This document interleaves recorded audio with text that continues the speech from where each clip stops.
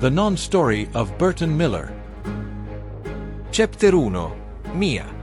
I was lost in the middle of the humid jungle of the mountains, where from leagues away I could hear the wild cries and screams, warning me of dangerous presences. In one of its caves I took refuge, pensive and solitary.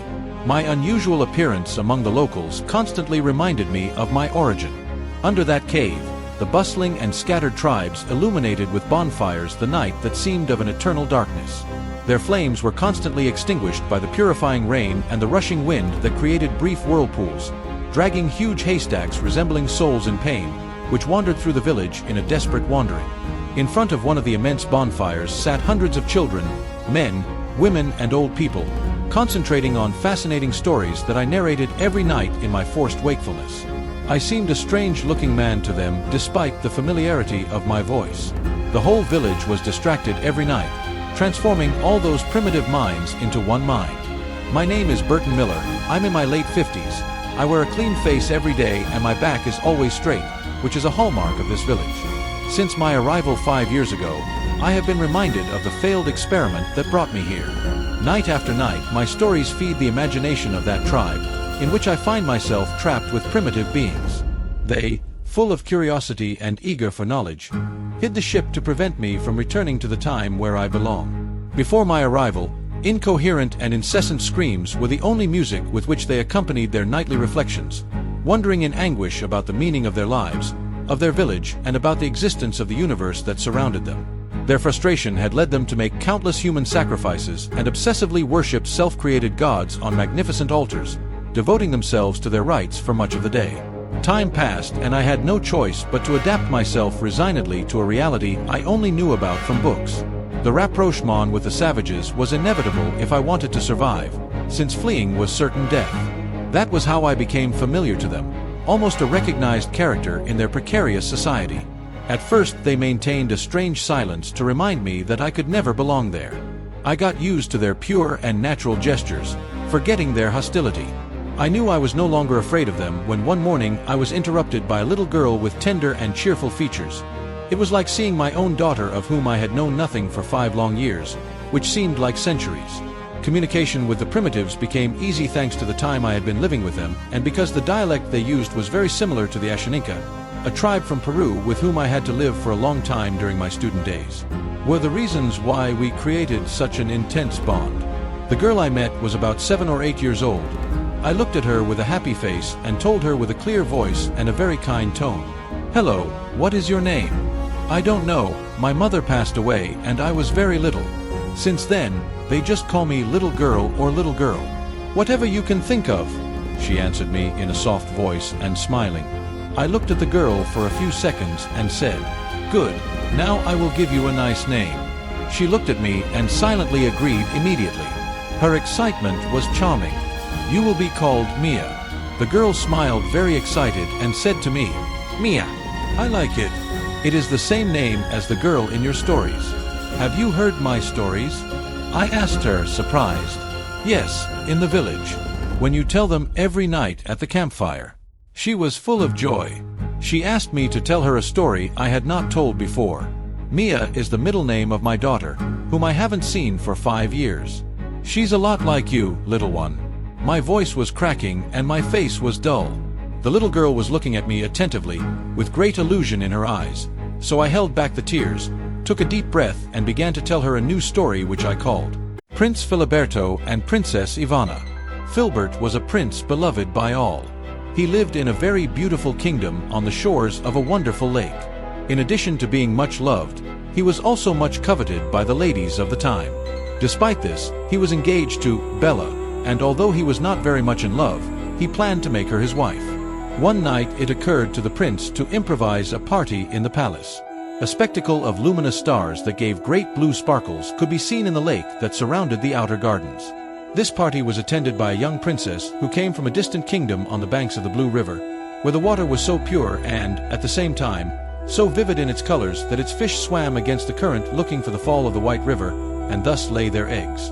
After meeting Ivana, Filiberto invited her to dance a piece with many twirls to the rhythm of harmonious melodies. Their luminous costumes and point shoes, accompanied with top hats, created a very elegant setting, while the music completed the perfect ambience. King Gregory had prepared all the details for the wedding, and he was very happy because he was a close friend of Bella's family, so he watched with zeal and slight concern that his son was having a pleasant conversation with Ivana. It didn't take long for the two of them to become close friends, due to their simplicity and chemistry that was evident at first sight. A few days later, Bella went away for a while to make preparations for the wedding, and more than anything else to have a beautiful dress made for her, adorned with magical gems from a secret place that she kept private without revealing it to anyone. Predictably, after a short time, the new friends grew closer and closer until they fell in love. How blind I have been! I was about to get married, and only because my father wanted me to. I was never really in love with Bella. Now I know I only want to be with you, Princess Ivana. But Prince, what shall we do now? Don't be impatient. I will talk to my father today and cancel everything. Filbert was very determined. He immediately got on his steed, Pinto, and rode down the hill, arriving in the afternoon at the palace of his father, King Gregory, who after listening to his feelings, supported him unconditionally. No problem, my son, but first tell me something. Are you absolutely sure of your decision? Yes, father. I am totally sure, and I am happy to say it. Then, I will talk to King Francis to nullify the engagement with his stepdaughter. Filiberto left very happy because he had his father's support. When he met Ivana, she asked him, "What happened, Filiberto? Is your father upset with you?" "No, princess," my father agreed. "Now we can get married when we want." Filbert and Ivana began to strengthen their love. Even King Gregory and King Francis improved their friendship. However, after Bella's arrival at the palace, problems began to appear. Bella asked to speak to the prince again and again, until one day they finally met. "Filiberto, you cannot break our engagement. I have made preparations for an unforgettable ceremony. Bella, you know that we were never in love, and our wedding would only be to fulfill our parents' wishes. I have found my true love, and I hope that you can do the same one day." Filiberto hoped that she would understand, and thus be on good terms. The tension and desperation made Bella reveal herself as she really was, showing her true intentions. "I've been planning this for a long time, and you won't ruin it. I must be the queen," she said, totally furious, transforming herself into a decrepit old woman with long fingernails, a huge nose, sunken eyes, gray tufty hair, and incomplete teeth, something really frightening. "You are a horrible witch. Where is the real Princess Belle? You have disappeared her to be the queen, but your plans failed. Where is Belle? Answer me," said the prince indignantly. "You are a stupid child. The real Princess Belle is your beloved Ivana, whom I have sent to a distant kingdom so that the prophecy will never be fulfilled and you will never be together. But your plans failed. We're in love and we're getting married whether you like it or not. Don't be so sure, you conceited child." At that moment, the witch cast a spell that turned Prince Philibert into a dirty and horrible lizard. Along with him, she transformed the beautiful and lovely lake into a dreadful swamp. "This will be the beginning," said the wicked witch. After hearing the terrible news, Ivana wept disconsolately on the shore of the swamp, where a fairy with golden hair appeared to her. Neither the sun nor the finest gold could match that radiance. She was as beautiful as nature itself, with a voice as soft as the sea breeze, and she could make any wish come true. "Who are you?" asked Ivana. "I am your fairy, and I have come to tell you what you must do to return to your prince. You will look for him among the other lizards and give him a soft kiss on the lips to show him that you really love him."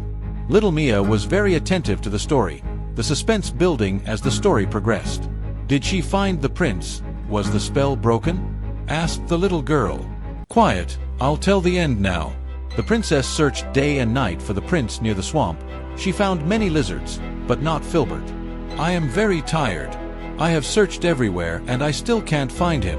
Princess Ivana was about to give up in her search, when suddenly a small voice said to her, "Ivana, down here, it's me, Filbert.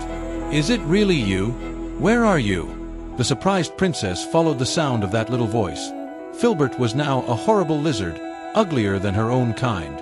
Without paying attention to the appearance of her beloved, and remembering what the fairy told her, she decided to take Filbert in her hand to give him a soft kiss on the lips.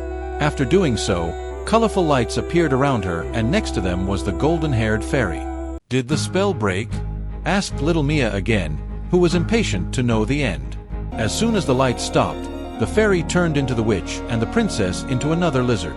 Although they had no choice but to stay and live in the Blue River, they could be happy together.